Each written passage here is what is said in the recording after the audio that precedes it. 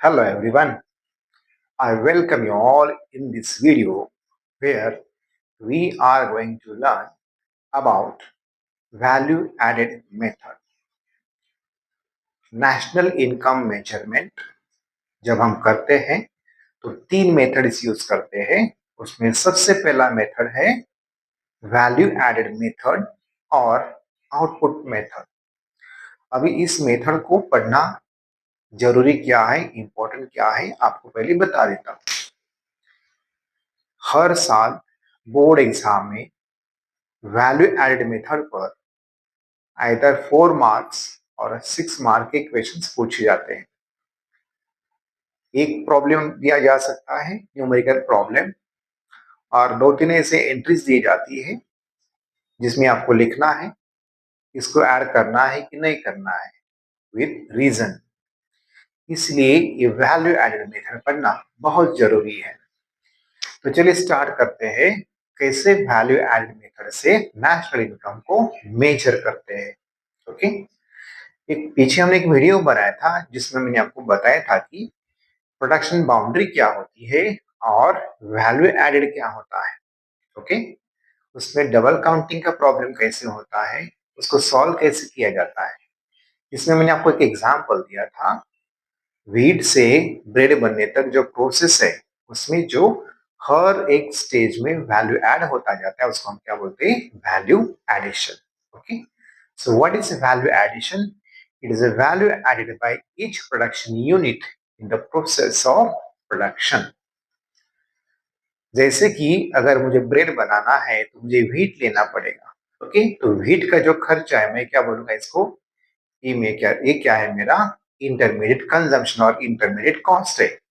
तो जो भी मैं सेल करूंगा उसमें से जो मुझे पैसा मिलेगा उसमें से मैं क्या करूंगा, इंटरमीडिएट कॉस्ट को माइनस कर दूंगा, और फिर मैं बता सकता हूँ कि ये मेरा वैल्यू एडिशन है। ऐसे हर एक प्रोडक्शन यूनिट क्या करता है, वैल्यू ऐड करता जाता है, और इस वैल्यू एडिशन को एक टोटल करके हम क्या करते हैं, नेशनल इनकम को काउंट करते हैं। ओके, चलिए अभी स्टेप बाय स्टेप समझते हैं कि कैसे वैल्यू एडेड मेथड से नेशनल इनकम को काउंट करना है और मेजर करना है। सबसे पहले आपके पास जो प्रॉब्लम रहेगा न्यूमेरिकल प्रॉब्लम, उसमें आपको सबसे पहले ढूंढना है सेल। सेल्स क्या होता है, कोई भी फर्म जो भी आउटपुट करती है, जो भी कमोडिटी का प्रोडक्शन करती है उसको मार्केट में बेचती है। वो बेचने के बाद जो उसको पैसा मिलेगा उसको हम क्या बोलते हैं, ये उस कंपनी का टोटल सेल है। ओके, बट इतना ही कंपनी का सेल्स होता है क्या? नहीं, सेल्स में क्या होता है, चेंज इन स्टॉक भी ऐड करते हैं। मतलब हमारा जब फाइनेंशियल ईयर स्टार्ट हो गया तो पिछले साल का हमारे पास कितना क्वांटिटी बाकी था। ओके, अभी जो हमारा करंट ईयर है उसके क्लोजिंग में हमारे पास कितना क्वांटिटी, कितना आउटपुट बैलेंस में है, गोडाउन में पड़ा है। ओके, तो क्लोजिंग आउटपुट और क्लोजिंग स्टॉक में से ओपनिंग स्टॉक को माइनस कर दे तो हमें पता चलता है कि स्टॉक में ऐड हुआ है कि स्टॉक हमारा कम हो चुका है। ठीक है, तो ये दोनों को मिला के हमें मिल जाता है what, value of output. But इतना सिंपल कभी दिया नहीं जाता एग्जाम में, ध्यान रखना। डायरेक्टली सेल दिया गया तो it's very good, well and good, but अगर सेल नहीं दिया है तो कैसे निकालेंगे? देखिए मैंने सेल का यहाँ लिखा है, कैसे फाइंड आउट करेंगे सेल्स को? Domestic sales plus export. कोई भी कंपनी जो प्रोडक्ट करती है अपनी कंट्री में उसको सेल करती है। ओके, और यहाँ एक पॉसिबिलिटी है कि वो जो कंपनी है बाहर की कंट्री में भी एक्सपोर्ट करती है। तो अपने डोमेस्टिक टेरिटरी में कितना सेल किया, एक्सपोर्ट कितना किया, इन दोनों को मिला के हमें मिल जाता है टोटल सेल। तो ध्यान में रखिए जब आपको सेल्स फाइंड आउट करना है तो आपके दो कंपोनेंट देखने पड़ेंगे, क्या? Domestic sales plus export. Some time और एक वहां एक आपको एंट्री दिख सकती है पर्टिकुलर में, जो हो सकता है output kept for self consumption. Okay, जैसे कोई फार्मर है उसने 10 बैग का प्रोडक्शन कर दिया और उसमें से 8 बैग उसने मार्केट में बेच दिया, ये हो गया उसका सेल। 2 बैग उसने सेल्फ कंजम्पशन के लिए रख दिए। ये भी तो आउटपुट का पार्ट है, तो इसको क्या करना है, नेशनल इनकम में इंक्लूड करना है। Okay, commodities or goods kept for the self consumption are always included in national income because it is a part of the value of output। इसको ध्यान में रखना है। तो ये दोनों को ढूंढना है, डोमेस्टिक सेल्स प्लस एक्सपोर्ट आपको मिल जाएगा सेल। मतलब अगर ये सेल अगर दिया है तो आपको इन दोनों को ढूंढने की जरूरत है क्या, नहीं है, इनको बिल्कुल नहीं ढूंढना है। डायरेक्टली सेल का वैल्यू लेना है और उसमें ऐड करना है चेंज इन स्टॉक। अगर चेंज इन स्टॉक डायरेक्टली दिया है तो वेल एंड गुड, नहीं तो इसके कंपोनेंट को ढूंढ लेना है।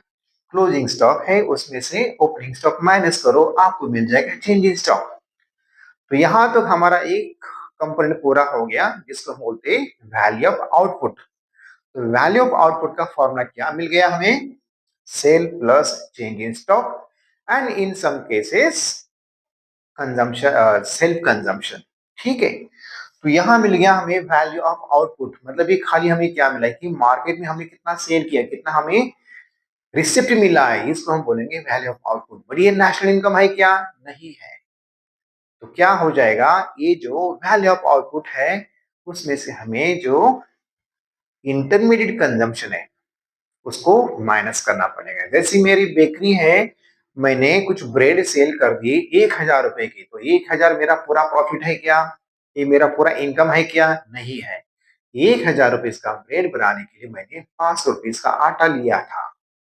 ओके, व्हीट से जो आटा बनता है जिसको हम फ्लोर बोलते हैं, वो फ्लोर मैंने बाय किया था, कितना, 500 का, तो 500 में माइनस कर दूंगा, बराबर। तो 500 रुपए के आटे पर मैंने मेरा कुछ प्रोसेस वगैरह करके उसका वैल्यू 500 से कितना कर दिया, 1000, तो ये एक्स्ट्रा 500 बढ़ गए, ये मेरा वैल्यू एडिशन है।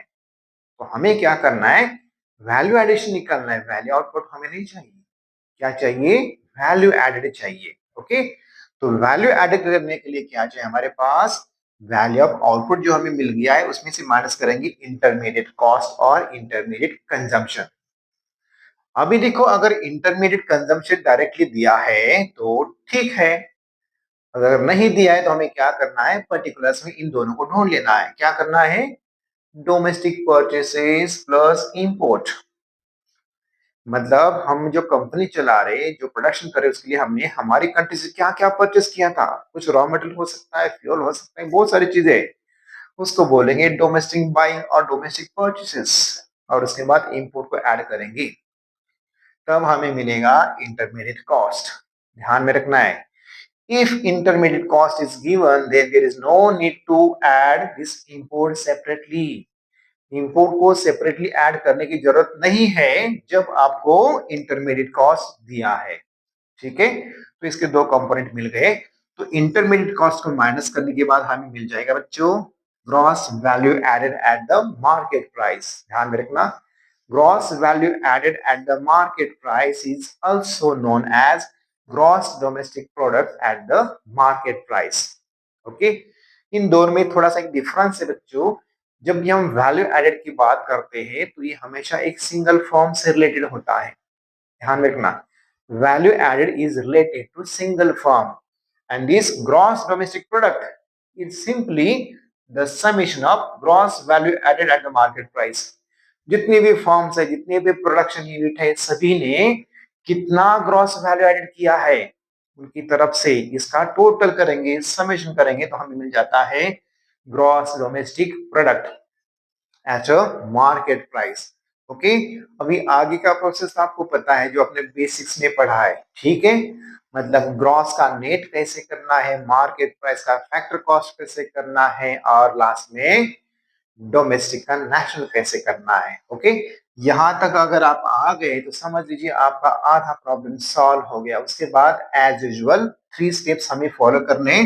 सबसे पहले डेप्रिसिएशन को माइनस कर देंगे, see gross value added minus depreciation equal to कितना, क्या मिल गया हमें, net value added at a market price. See net value added at a market price कैसे, देखिए यहाँ ग्रॉस है, हमें क्या करना है, नेट करना है।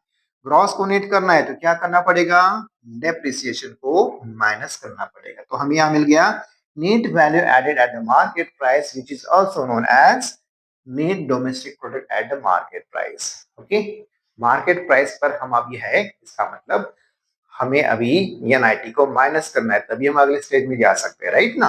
तो चलिए नेक्स्ट स्टेप हमें करना है, ये जो डोमेस्टिक प्रोडक्ट मिला मार्केट प्राइस, उसमें से एनआईटी को माइनस कर देंगे। नेट इनडायरेक्ट टैक्सेस मतलब सिंपली इनडायरेक्ट टैक्सेस को, सॉरी इनडायरेक्ट टैक्सेस में से सब्सिडीज को माइनस कर देना है। ठीक है, IT minus subsidies equal to NIT, net indirect taxes minus कर दिया। अभी एनआईटी माइनस करने से क्या होता है, मार्केट प्राइस हमें फैक्टर कॉस्ट मिल जाता है। ध्यान में रखना, जब भी हमें मार्केट प्राइस को फैक्टर कॉस्ट में कन्वर्ट करना है तो हम क्या करते हैं, एनआईटी को माइनस करते हैं, एंड वाइस वर्सा। अगर हमें फैक्टर कॉस्ट का मार्केट प्राइस करना है तो अभी हम क्या करेंगे, प्लस एनआईटी करेंगे। ठीक है, तो जब हमें मिल जाता है net value added at the factor cost और net domestic product at the factor cost, मतलब हमें यहाँ डोमेस्टिक इनकम मिल गया। ये हमारा है डोमेस्टिक प्रोडक्ट और डोमेस्टिक इनकम। ठीक है, अब ये हमारा 90% आंसर यहाँ तक हमें मिल गया। अब एक लास्ट स्टेप बस करना है बच्चों, क्या करना है, जो डोमेस्टिक प्रोडक्ट को नेशनल प्रोडक्ट कैसे बनाते, अगर आपने बेसिक्स अच्छा पढ़ा है तो आपको पता होगा। डोमेस्टिक को अगर नेशनल में कन्वर्ट करना है तो हम क्या करते हैं, उसमें net factor income from abroad को ऐड कर देते हैं, है ना। Domestic product is a narrow concept whereas national income is a wider concept। Okay, तो यहाँ हम क्या करने वाले हैं, ये जो डोमेस्टिक प्रोडक्ट है उसका नेशनल प्रोडक्ट करने के लिए क्या करेंगे, net factor income from abroad. अगर ये डायरेक्टली दिया है net factor income from abroad तो वेल एंड गुड, नहीं दिया है तो इन दोनों को ढूंढ लेना है पर्टिकुलर में, factor income from abroad and factor income to abroad.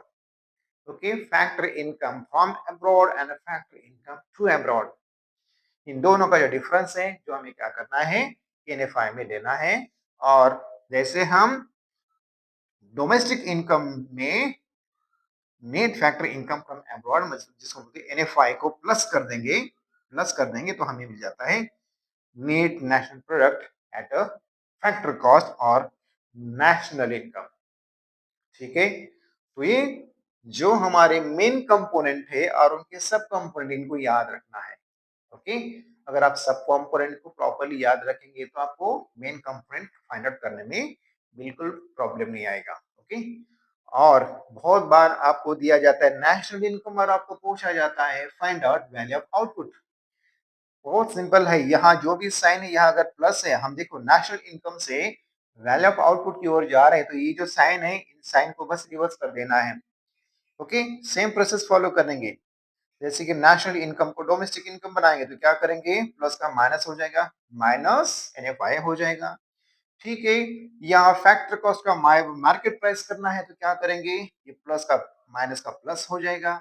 फिर ये जो नेट वैल्यू एडेड है उसको अगर ग्रॉस वैल्यू एडेड करना है तो या माइनस की जगह प्लस डिप्रिसिएशन कर देंगे। ऐसे ही इस साइन को अगर रिवर्स करेंगे तो हम कोई भी मतलब नेशनल इनकम से शेष तक जा सकते हैं। ठीक है, तो इस बच्चों फ्लो चार्ट को याद रखना है अच्छे से, चाहे तो इसका एक स्क्रीनशॉट लेके रखो, अपनी नोटबुक में नोट करके रखना और अच्छे से इसका प्रैक्टिस करना। आपके 4 मार्क और 6 मार्क कोई भी नहीं ले सकता, you will get out of mark.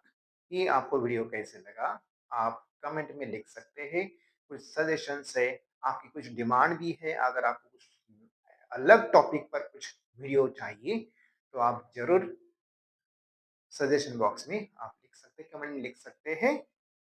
Thank you so much.